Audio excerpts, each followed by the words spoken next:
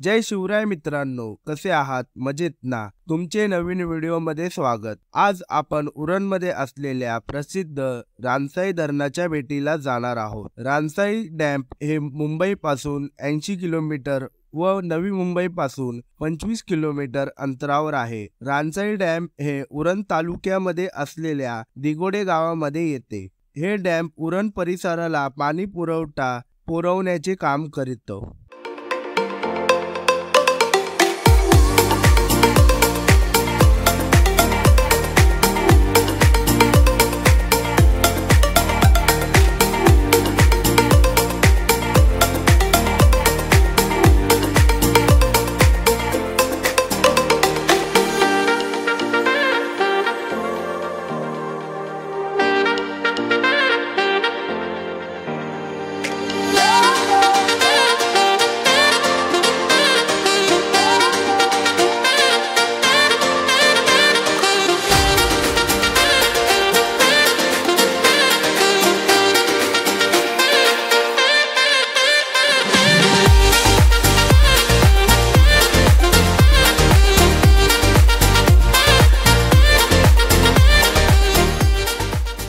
रानसाई धरणाच्या गेटवर पोहोचल्यावर आपल्याला येथे मोठे गार्डन लागते। गार्डन खरंच खूप सुंदर आहे। पर्यटकांना आकर्षित करण्यासाठी पाणी पुरवठा केंद्र विभागाने हे गार्डन उभारले असावे असे वाटते। रानसाई डॅम हा उरण भागामध्ये एक पर्यटक स्थळ आहे।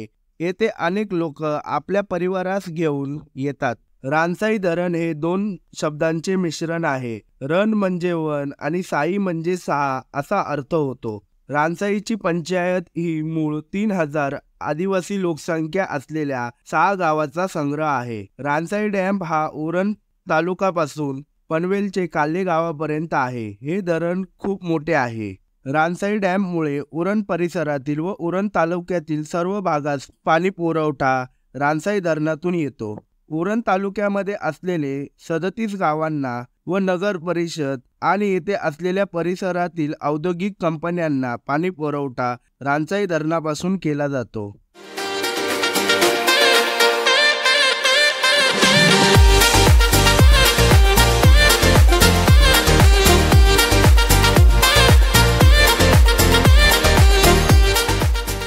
रानसाई डॅम ओव्हरफ्लो झाला की येथे असलेला नजारा खूप वेगळा दिसतो। रानसाई धरणाच्या आजूबाजूचा असलेला परिसर हा खूप सुंदर आहे। रानसाई डॅम ओव्हरफ्लो न झाल्यामुळे येथे इतकी गर्दी नव्हती। रानसाई धरणाच्या बाजूला पाणी पुरवठा केंद्र आहे। या ठिकाणावरून पाणी शुद्ध करून पाठवले जाते।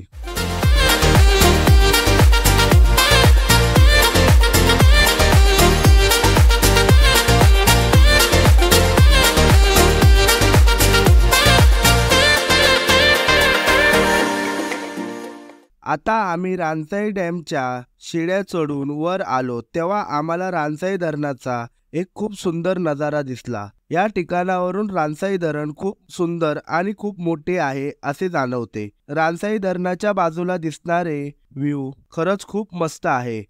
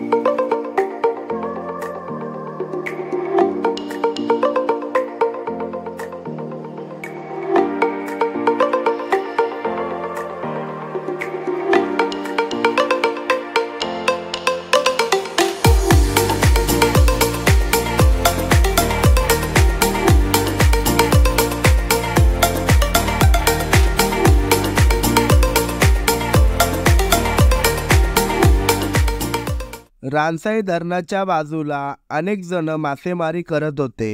येथे मासेमारी केली जाते असे बोलतात. रानसाई डॅम हे एक सुंदर डॅम आहे. येथे अनेक गोष्टी बघण्यासारख्या आहेत. आपण उरण परिसरात आला तर रानसाई डॅमला नक्की भेट द्या.